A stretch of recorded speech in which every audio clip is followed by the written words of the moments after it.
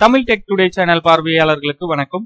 ஆசிரியர் பணிக்கான போட்டித் தேர்வை தேர்தலுக்கு பின்பு நடத்த ஆசிரியர் தேர்வு வாரியமான TRB முடிவு செய்துள்ளது. தமிழக அரசு பள்ளிகளில் காலியாக உள்ள ஆசிரியர் பணியிடங்களை நிரப்ப போட்டித் தேர்வு நடத்தப்படும் என்று தமிழக பள்ளி கல்வித்துறை அறிவித்திருந்தது குறிப்பிடத்தக்கது. ஆசிரியர் தகுதி தேர்வான டெட்டில் தேர்ச்சி பெற்றவர்கள் மட்டுமே இந்த தேர்வை எழுத முடியும் என்பது குறிப்பிடத்தக்கது.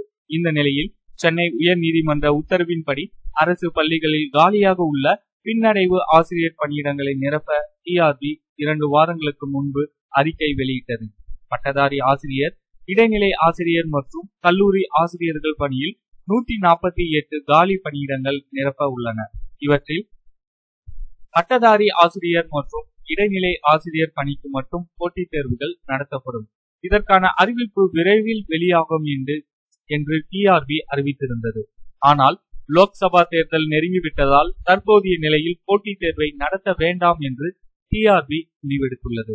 தேர்தல் முடிந்த பின்பு ஜூன் ஜூலையில் போட்டித் தேர்வை நடத்தலாம் என்று பள்ளி கல்வித்துறை உயர் அதிகாரிகளும் ஆலோசனை வழங்கியுள்ளனர். அதேபோல கம்ப்யூட்டர் சயின்ஸ் ஆசிரியர் பணிக்கான காலி இடங்களை நிரப்பும் நடவடிக்கையும் தள்ளி போகும் என்று பள்ளி கல்வித்துறை வட்டாரங்கள் தெரிவித்துள்ளது. தயவு செய்து தேர்வுகள் நடைபெறும் தேதிகள் அறிவித்தாலாவது பரவாயில்லை என்பதுதான் டெட் தேர்வர்களின் மிகப்பெரிய மனக்குறை. இது குறித்து உங்களுடைய கருத்துக்களை மறக்காம கமெண்ட் பண்ணுங்க.